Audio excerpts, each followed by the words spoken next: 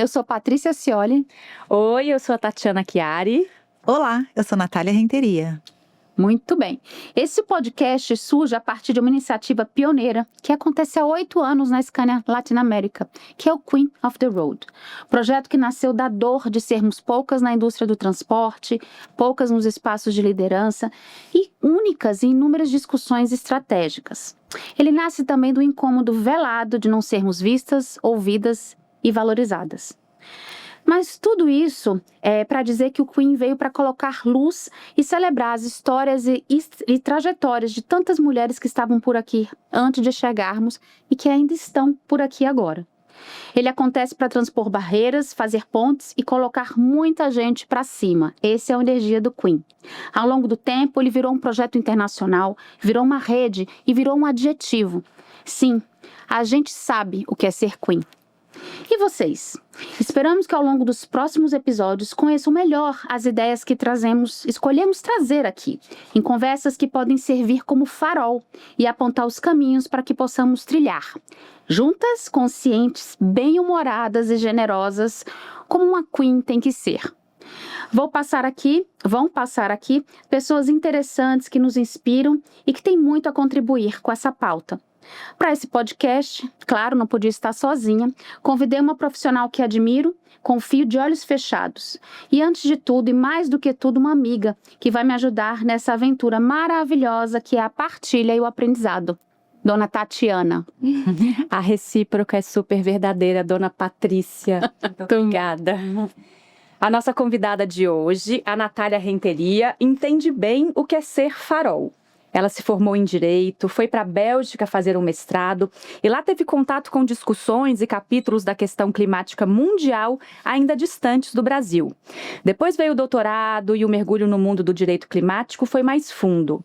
Como o Obelix, que caiu no caldeirão quando era pequeno, a Natália caiu nesse caldeirão climático e está nele até hoje. Mais do que está, move esse caldeirão. Tá aí um verbo que a gente acha que descreve bem a Natália, né, Paty? Isso. Quando ela voltou para o Brasil, super especializada em clima, os espaços eram pequenos demais. Aliás, quase não havia espaços. Mas daí veio a pandemia e todo mundo virou especialista em clima.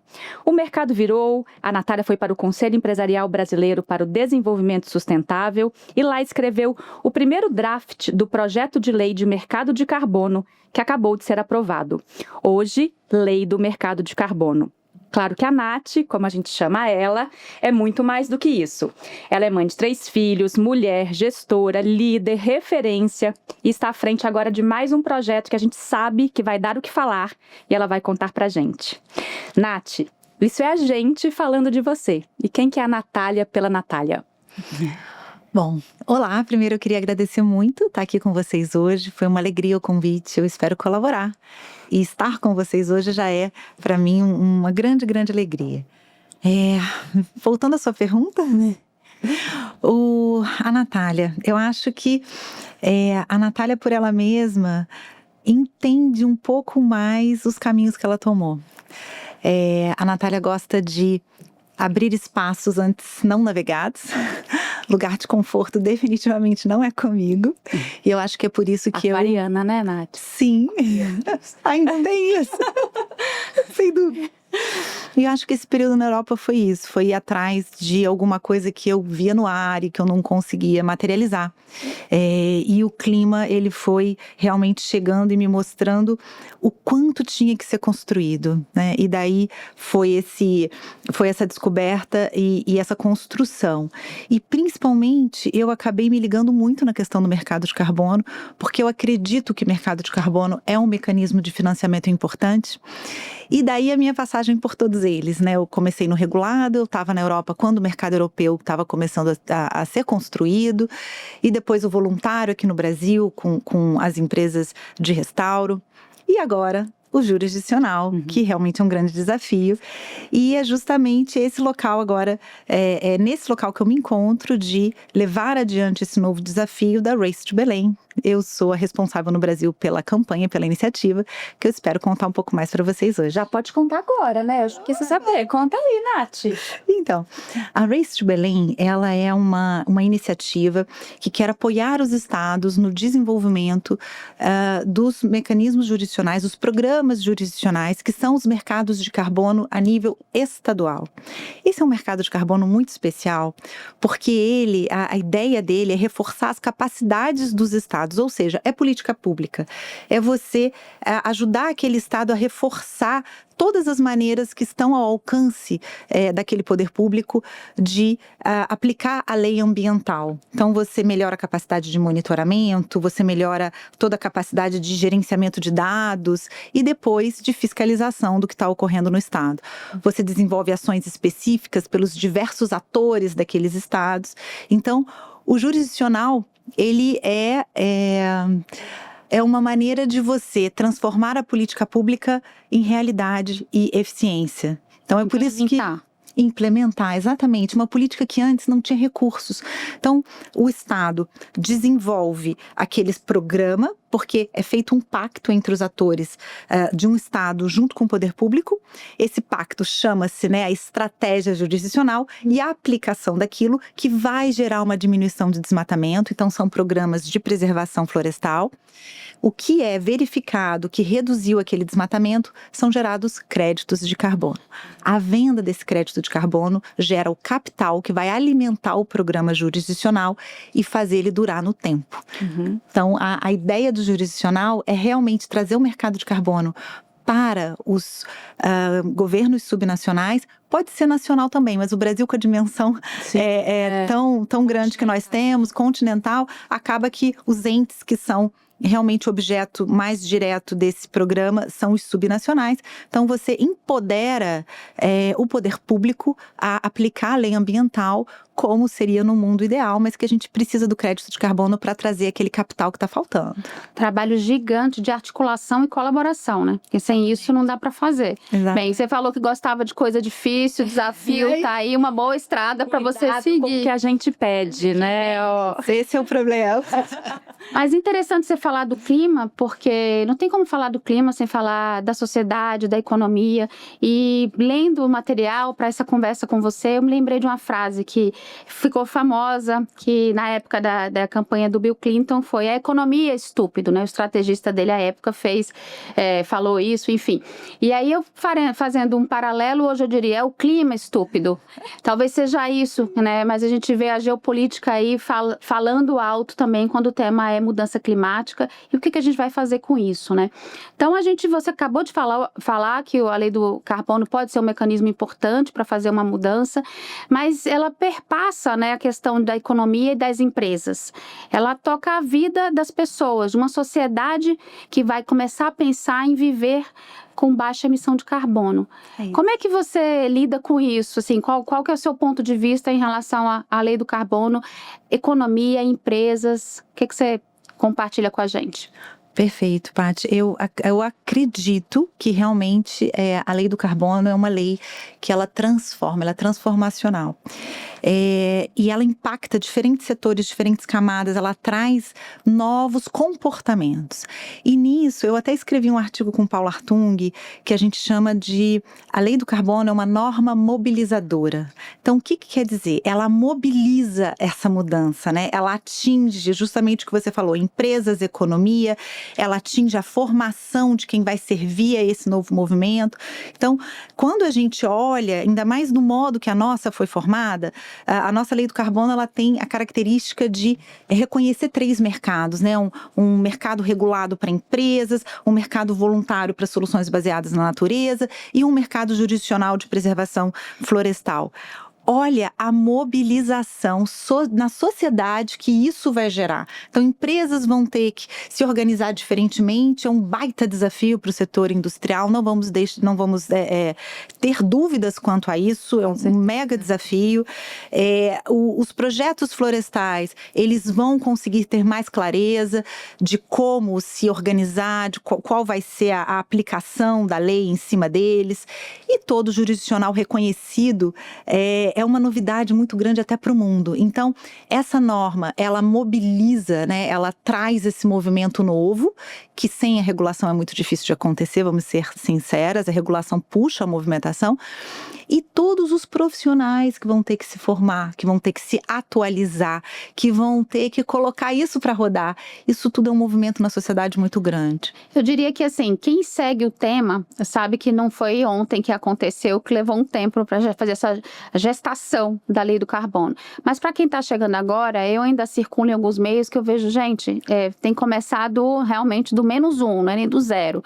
E vai demandar muito essa questão do engajamento, da educação, de falar, repetir, informar, para trazer mais players, né, mais pessoas, né, empresas, governo, para entender o que pode ser feito com a lei do carbono para ajudar na descarbonização. Fazer sentido, né? Sem dúvida. E a gente também tem que enxergar isso que você trouxe. É muito novo. Sim. Então, ao mesmo tempo que a gente tem que impulsionar, a gente tem que ter generosidade de entender a complexidade do assunto e criar esses fóruns de conversa, de informação. É tudo muito novo. Então, profissionais que são excelentes nos seus afazeres, nos seus comandos, desconhecem carbono. E eles estão tendo que aprender com a roda girando. Então, esse movimento, ele vai ser intenso, ele vai ser rápido. É uma coisa que a gente tem que entender também, que a gente está passando um momento de virada da organização da sociedade muito grande. Eu acho que hoje a gente não tem consciência do momento que nós estamos vivendo. Mais à frente, a gente vai olhar para trás, olhar esses anos de pandemia, de carbono, de desastres climáticos, vai entender, nossa, eu fui personagem disso?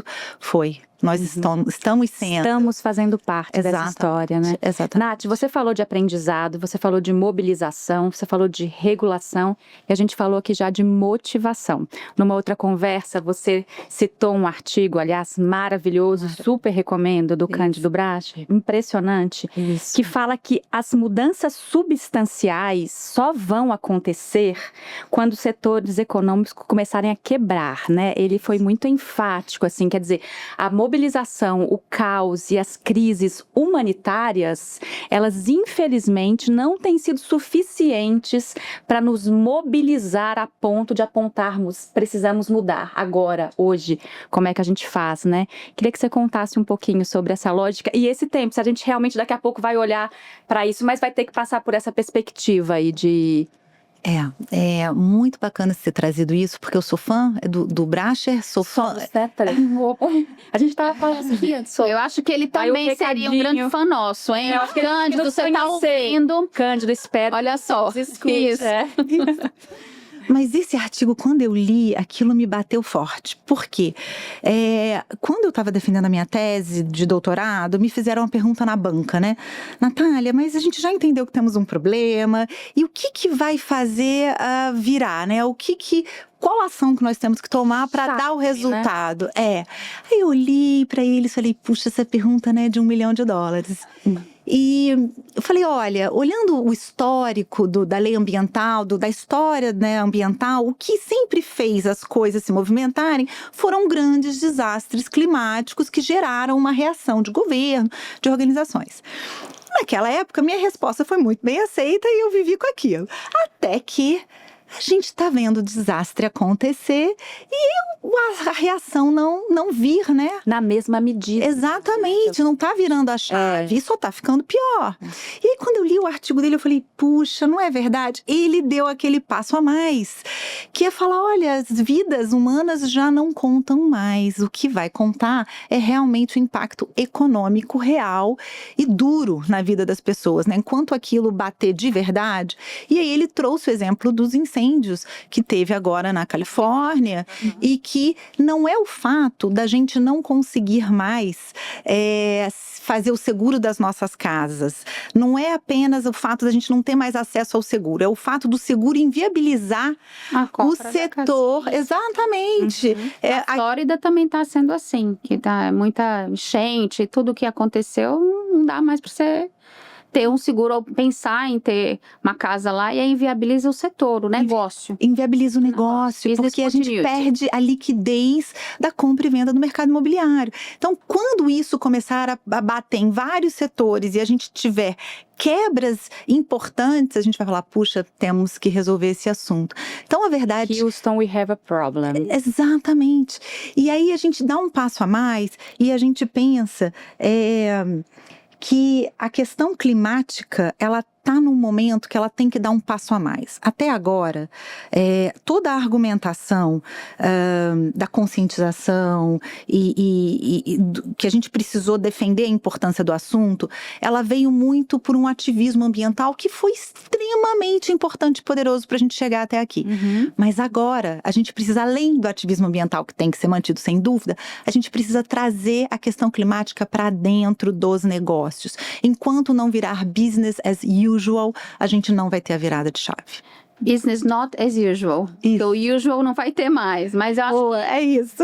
isso, né? Eu acho que assim, interessante ver você, Natália, falando de uma pauta que é difícil, é de visão, é de você tentar lutar mesmo com a incredulidade de quem está em volta.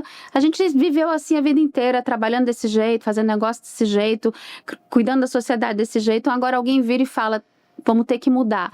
Então, infelizmente, o Cândido fala desta forma, traz a pauta desta forma, mas é isso que a gente está vendo, porque não precisa de mais tragédia humana para dizer que não dá para ficar como está, né? Mas eu acho interessante porque a sua generosidade e de muita gente que trabalha com essa pauta é de continuar, ser resiliente, porque são articulações difíceis de fazer, um tempo contra a gente sempre. Então, acho que é sobre isso que a gente está falando aqui nesse podcast, não é isso, Tati? Com certeza. E como é que a gente avança, né? Principalmente num momento histórico, né, gente? Que não podemos deixar de citar. Sinaliza retrocessos, né? Então, acho que essa é a força e a importância ainda maior de pautas e de momentos como esse para a gente não deixar de refletir, né? Nas organizações, no setor privado, no setor público, né? Em todos os ambientes. A gente fala muito lá na Scania. Ano passado eu fui para a Suécia e foi interessante que teve um evento internacional, reuniu muitos líderes e a tagline era bold, né? E ousado, porque se você não for ousado, a gente já sabe o que tem que fazer agora. É isso. Então, ele exige muito dessa liderança que tome as decisões, você já sabe quais que tem que ser tomadas, né? E tem uma colega também, uma super queen, que foi para esse evento da Colômbia, contar a experiência que ela teve frente às políticas públicas da Colômbia, etc. E ela falou, que eu amei, que ela falou assim, não tem que ser só ousado, não, tem que ser teimoso mesmo. Tem que enfrentar um monte de gente, né, na maré contrária. Então, eu achei isso muito interessante, porque, assim, inclusive depois a gente inseriu dentro da nossa plataforma de mensagem a palavra teimosia. Porque não basta ser ousado, tem que ser teimoso, persistente mesmo, na pauta que não tem como voltar. E desafiador. Exato. A gente teve um caso agora que aconteceu na Europa, que isso pra mim eu cito repetidamente, porque aquilo também me bateu, as coisas me batem, né? Eu falo, gente, é isso. Então, a gente teve a discussão na Europa há pouco tempo atrás de uma lei de restauro. Eles queriam adotar uma lei de restauro, a lei não passava. E até que a ministra do Meio Ambiente da Áustria, ela voltou contra o país dela para passar a lei. Em seguida, ela foi demitida. Mas olha, a coragem, a ousadia, a teimosia, porque não vou obedecer vocês. Então, é sobre desobediência institucional que dá certo no final, né? É isso. A gente tem que dar um passo a mais. Além do que, né, o que está escrito pra gente fazer, a gente tem que ir além. Mas eu acho que daí faz muito sentido em todas as conversas que a gente vai trazer aqui, Nath, que é muito de mostrar que talvez ao lado dos nossos líderes a gente precisa de mais pessoas que falem honestamente, sem medo de de não concordar, sem medo de não responder as afirmativas daquilo que você espera. Então, assim, eu vejo muito nas salas, nos boardrooms da vida, que falta gente para falar o que precisa ser falado. Paty, isso é um assunto difícil. Pois é. Isso causa ondas.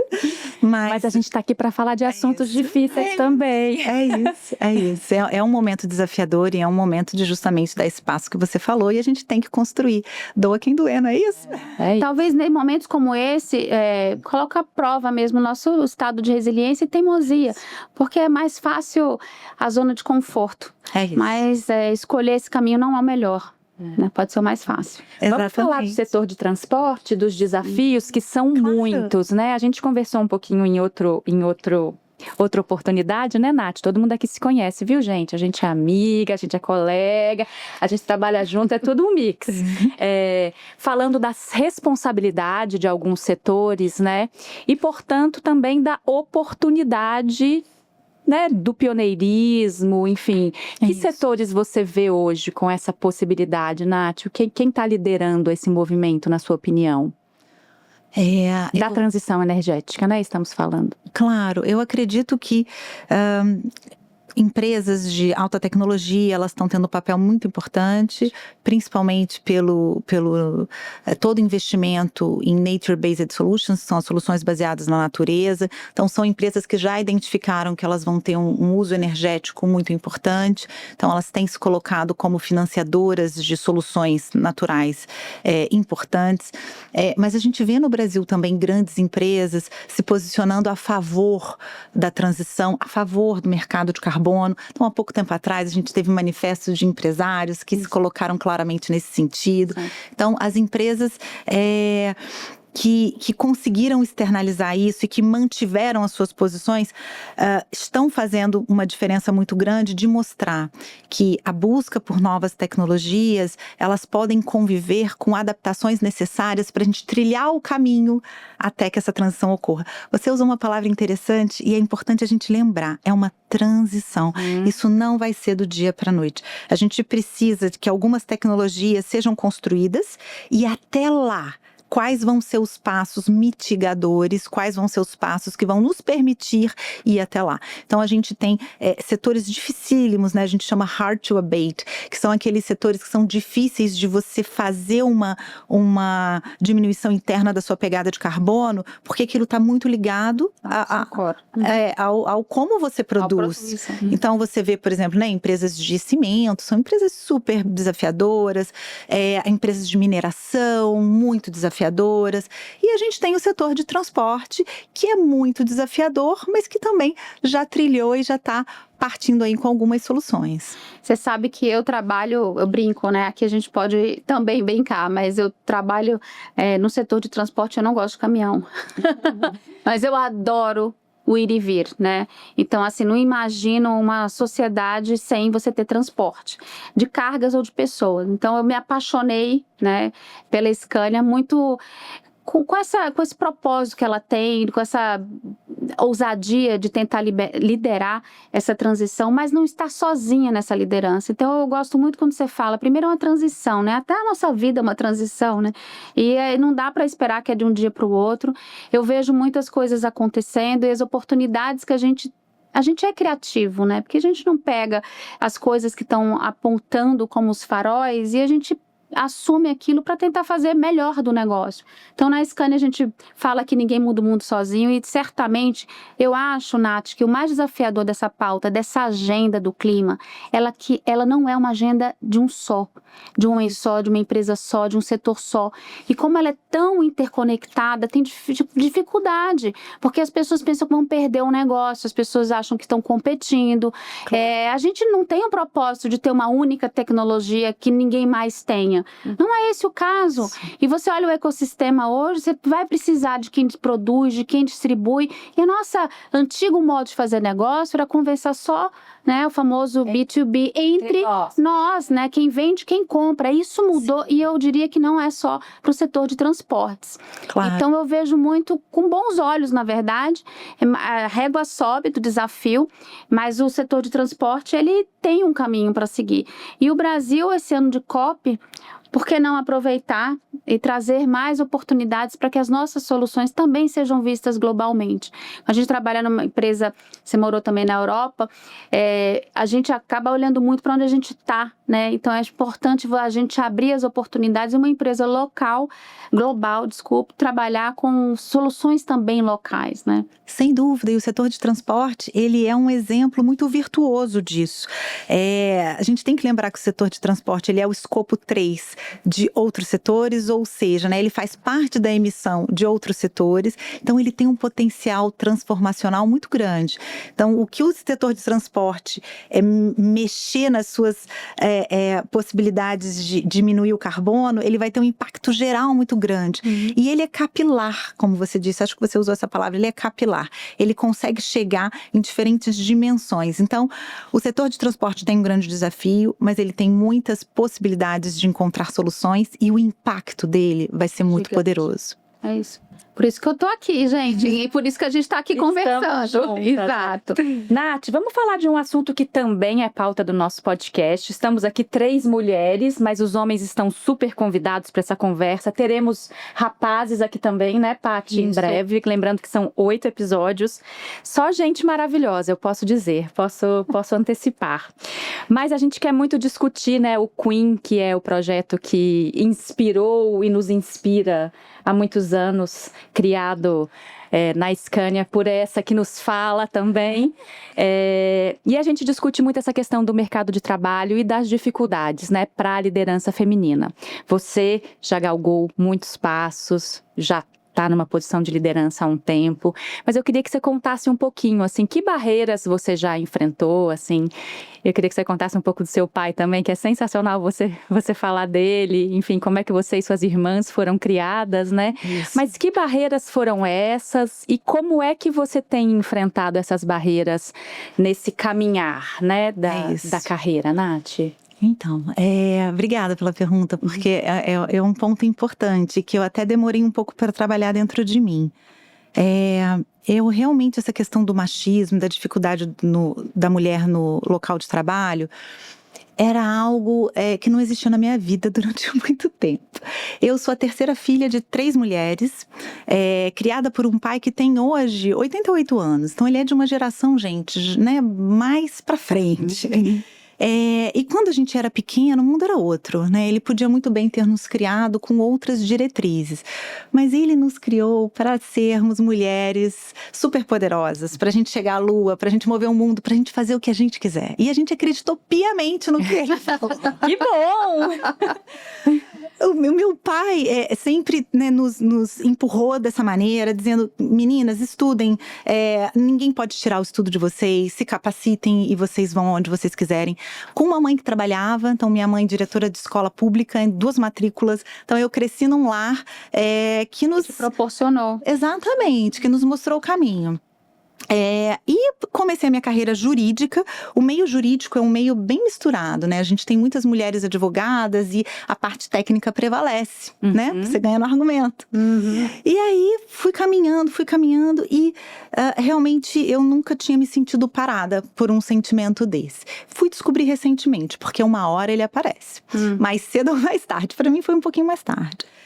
E o que bateu para mim foi, primeiro, uma dificuldade de entender o que estava acontecendo. Cair a ficha. Porque eu não era do meu instrumento ali. Segundo, foi de me organizar a minha reação. Então, o que eu gostaria de dividir sobre isso é que sim, existe, e são muitas vezes questões difíceis de serem identificadas. Às vezes a gente tem vergonha de falar, e a mulher tem historicamente, né, na sua caminhada, essa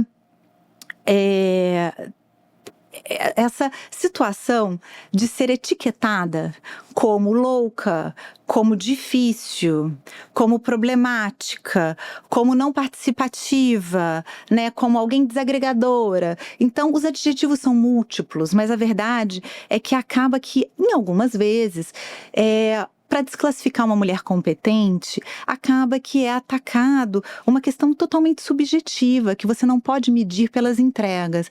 Então, acho que isso é um fato que, se vocês olharem para o lado, vocês podem acabar encontrando alguns exemplos. E para a gente lidar com isso, qual foi a minha reflexão? Você tem que desenvolver essa consciência de que isso pode acontecer. Quando isso estiver acontecendo, né, te tirar de encontros que você deveria estar, de te diminuir o seu argumento numa reunião, de explicar o que você está falando. Isso tudo são movimentos que podem acontecer e muitos outros, eu acredito que muitos outros exemplos podem aparecer. Você identificar isso, ter uma sensibilidade de identificação, você poder contar com uma rede de apoio para pedir realmente ajuda, de você pensar junto e se organizar para dar o passo primeiro, antes que essa situação te engula. Então, a minha reflexão sobre isso vamos ser atentas, porque em algum momento a gente vai se deparar com essas situações e a maneira que a gente se organiza faz muita diferença para o que nos espera. Então, o meu caminho foi esse. Eu optei, uma vez que eu detectei, passado aquele susto de você lá, meu Deus, é isso? Então, uma vez que você identificou... Essa demora até cair a ficha. Isso, é um processo. É um processo. Será que é pressão minha? Sou eu, será né? Sou eu? O problema é comigo, né? É isso, porque... São situações que não estão escritas no papel, não é preto no branco. E eu acho que no mundo corporativo, todas nós conhecemos, elas também são mais profissionais, mais veladas, nem sempre tão abertas. Exatamente. Né? É delicado, pessoal, é delicado. E a gente tem que lidar com isso, porque o que a gente quer é seguir em frente.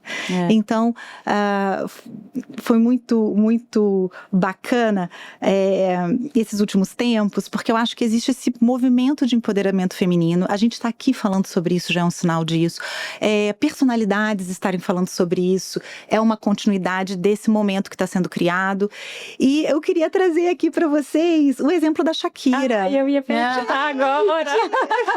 Por favor. Por favor. Gente, o que foi a Shakira lidando com aquela situação que ela passou publicamente, né? Uma ruptura conjugal movimentada. E pública, com detalhes, né?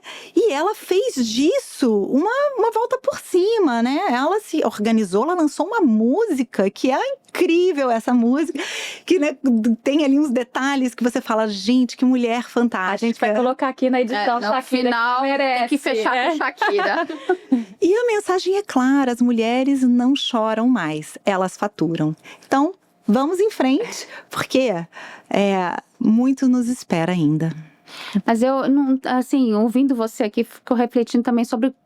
A gente já passou por isso, né? Acho que quem está ouvindo do sexo feminino pode se identificar um pouco com a narrativa que você trouxe, Nath. Tem muito a ver, assim, com o momento que você está de vida, com o apoio que você tem durante esse processo, por quanto tempo ele durou, qual a abertura que você tem. Então, todas as coisas que passam pela nossa cabeça. Mas, sem dúvida, é como você responde a isso que vai muito, né, depois impactar no... O que você vai fazer depois daqui, né?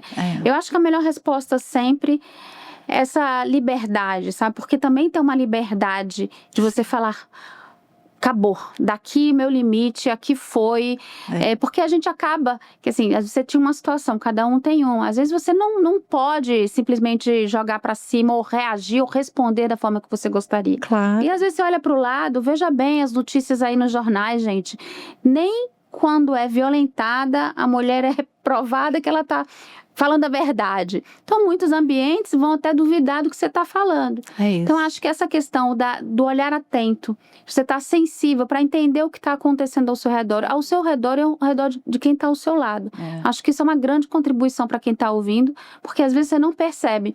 E eu converso muito com a nova geração, das entrantes nesse mundo corporativo. Para quem não sabe, a Paty é mentora, vou contar aqui, de várias jovens sortudas. Mas nesse diálogo, o que é legal? Assim, identifica algumas coisas. Uma delas é que elas vêm como a gente, entregando. São um furacão, assim, um avião, sai realmente com a competência técnica, com a vontade, com o sangue nos olhos, com a paixão. E aí você fica achando que o que você vale é a sua entrega, o que vale é o que você é. Então você acaba perdendo a noção de limite. Até onde eu posso ir nesse relatório? Até onde eu posso aceitar esse tipo de comentário? Até onde eu vou querer ir com esse projeto, mesmo quando tudo está contra o que eu estou fazendo, ou até onde eu posso não falar, alguém pegou esse trabalho e eu que fiz. Então, são situações diversas. Sim. Mas o olhar atento, a reconexão com a gente mesmo. Então, eu falo muito para os jovens, olha, continua se entregando, apaixonada, mas arruma uns bolsões de oxigênio, onde você sai daquilo. Porque você não pode valer pelo que você entrega. Você vale por quem você é. E quando a gente fala de rede, né, Paty? Nós todas já falamos aqui de rede. A gente teve recentemente também um exemplo de um encontro feminino muito potente, muito forte. E quando eu falo em rede, eu penso muito em escuta. Nessa escuta coletiva, que eu acho que talvez tivesse diminuído um pouco essa distância que você falou, né, Nath? De entender. Porque quando a gente escuta no outro, quando a gente sabe que esse repertório não é só nosso e conhece outras dimensões, sempre tem histórias que se complementam, né? E aí vai fazendo esse caminho realmente um pouco mais fácil. Fácil ainda não vamos dizer que está. Não, e não tem uma resposta. Para mim é um processo de consciência. Se você tiver esse olhar atento que vocês trouxeram, essa rede, isso tudo faz parte desse caldeirão mágico que vai te ajudar a sair daquela situação. Como na vida profissional, vão ter muitos momentos difíceis, né? Seja disso ou seja de outras situações. A gente tem que sair dele e seguir. A gente não pode deixar que aquilo nos segure. Então, a construção dessa rede realmente e dessa consciência. Para mim, a palavra consciência é muito potente. A gente conseguir enxergar o que está acontecendo é o primeiro passo para a gente se organizar através da rede, através desse passo a mais que é preciso ser dado. Mas aqui eu traria um dilema para nós três, né? Porque essa rede, essa consciência, esse olhar atento também demanda que a gente entenda que a gente precisa abrir espaço nessa famosa agenda para fazer coisas que não são tão objetivas. E que a gente reluta querendo então, entregar alguém, É verdade. ir para algum lugar onde você está ouvindo um comentário. Eu sou muito ligada a coisas que não tem nada a ver com o meu negócio, porque eu acho que isso me deixa mais atenta quando eu volto para onde eu estou. Ótimo. Então, ano passado eu fui para o Climate Week, achei engraçado, porque meus 3 primeiros dias de semana lá foram eventos que não tinha nada a ver com o negócio que eu trabalho. Eu falei, porque isso me ajuda a escutar melhor quando eu volto para o ambiente que eu estou.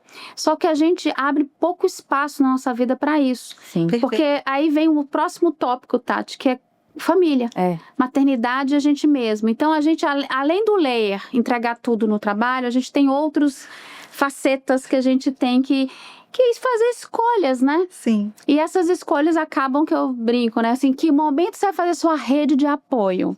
Me responde, Nath, como você faz? Com 3 filhos, Nath, por favor. Porque escrever aqui. 3 filhos, gente. Vamos lá. Dá as dicas pra gente, Nath. Então, esses pratinhos equilibrados, às vezes um cai e a gente, né?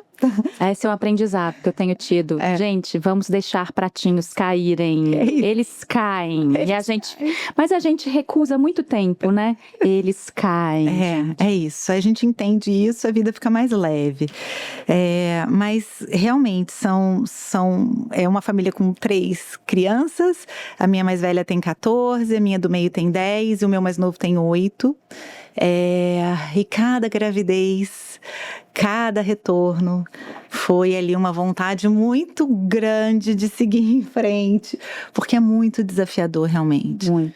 E eu tenho uma anedota sobre isso que também me marcou demais, que foi o fato de a minha primeira gravidez, a minha filha mais velha, né, eu estava na Europa, estava no meu período que eu estava na Bélgica, mas eu continuava aí nos encontros de clima. E aí um deles foi em Bonn, que é aquele encontro intermediário do meio do ano. Fui eu, gravidíssima, com uma barriga deste tamanho.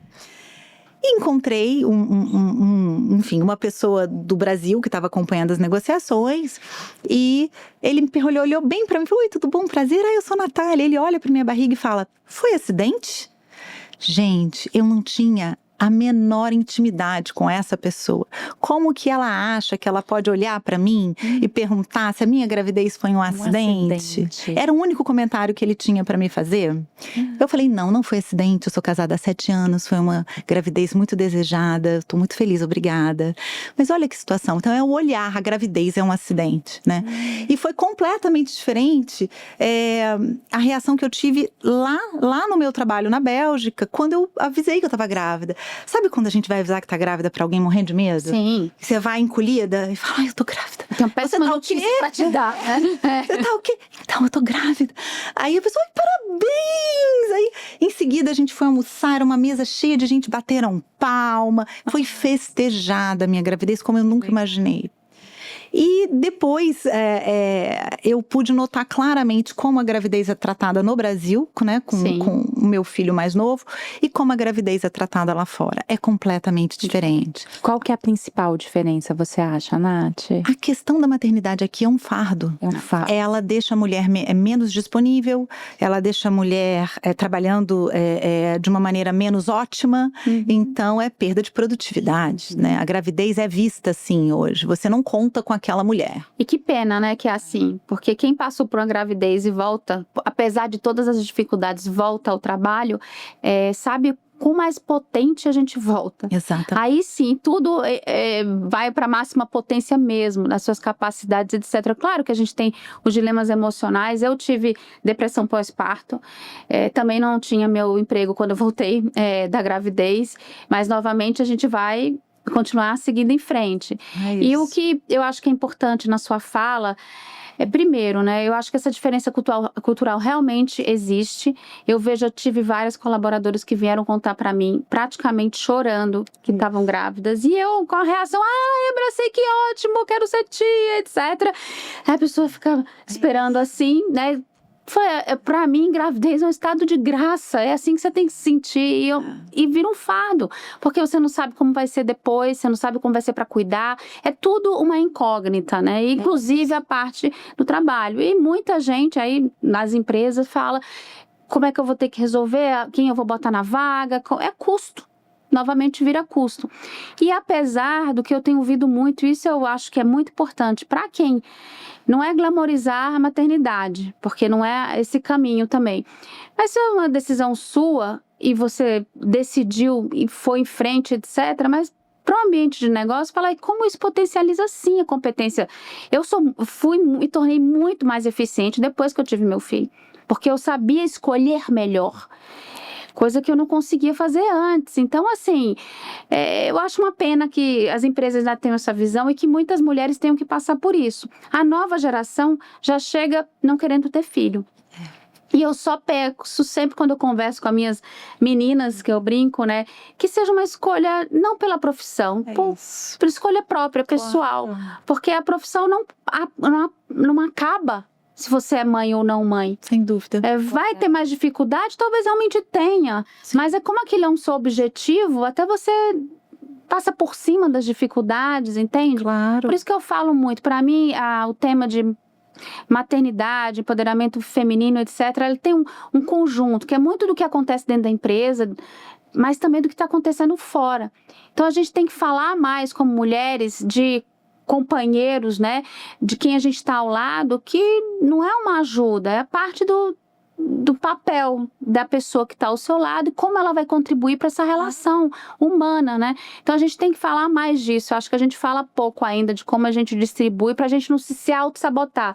Também porque nenhum ser humano conseguiria equilibrar tantos pratos, ou seja, não é a gente, nem é o sexo feminino. Também, se for só para o homem, também não vai fechar a conta. Eu vou dar meu depoimento rapidamente. Eu sou mãe de um adolescente de 15 anos, mãe de mais 2 enteados, de 13 e 14, e ainda adotei uma mentoranda de coração. Então são 4. E eu posso dizer que eu tô muito melhor, mais ágil, mais conectada, mais atualizada, com mais pratinhos rodando. De vez em quando eles caem, mas é levado a outra potência mesmo, né? Porque vem de outra forma. Vem de outra forma, eu acho que essa questão da maternidade não está resolvida na nossa sociedade.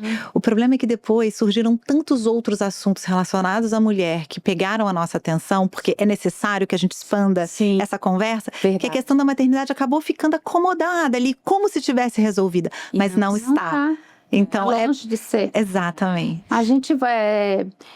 E, novamente, cultura. Nos Estados Unidos, por exemplo, tem vários números, né? Das mulheres têm que largar, deixar o mercado de trabalho, porque lá pior ainda, não tem a rede que tem aqui, o seguro, a licença maternidade. Então, assim, como você vai também julgar, outra coisa que mulheres, vocês ouvindo, por favor, não façam, se também não é mulher, também não faça, mas julgar não é bacana. Sim. Seja maternidade ou qualquer outro tipo de decisão que as pessoas tomem. Claro. Mas concordo, não está resolvido. Vamos ter que voltar a conversar sobre isso aqui nesse podcast. Com certeza. E, gente, o tempo voa, né? O nosso já tá Não acabando, acredito. então a gente tem que ir aqui para algumas perguntas finais. Eu vou contribuir com a minha aqui, Paty, você vai pensando na sua. Para a gente ficar nesse assunto da maternidade, mas também da crise climática, também da transição energética, essas nossas temáticas do podcast e do mundo e da nossa vida, eu queria saber como é que você lida com isso com seus filhos, Nath, assim, você é daquela...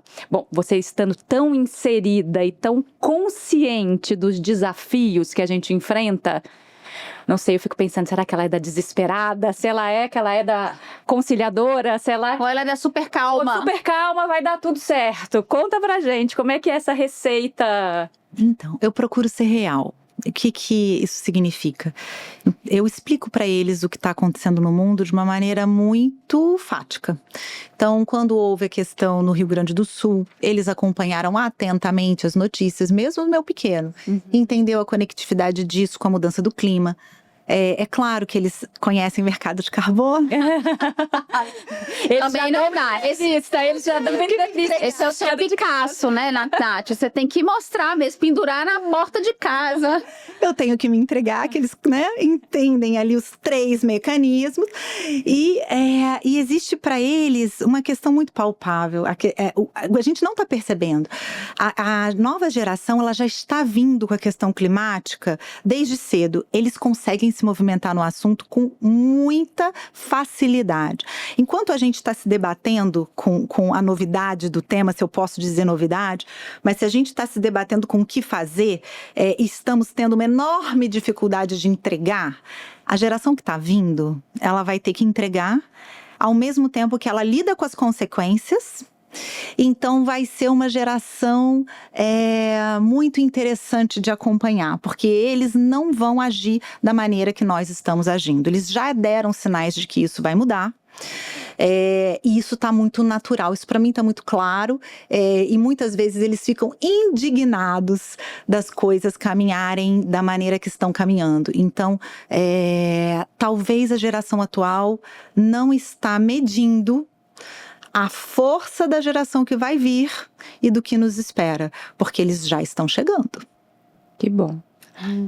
Bem, eu acho que tem muito a ver com o que você falou, a questão de que eles já não têm o que a gente teve, né? Se você falar de recursos naturais, o que eles estão chegando, eles nunca vão ver muita coisa do que talvez meus avós, pais, enfim, tenham aproveitado, né? Então acho que já chega também de um outro patamar, né?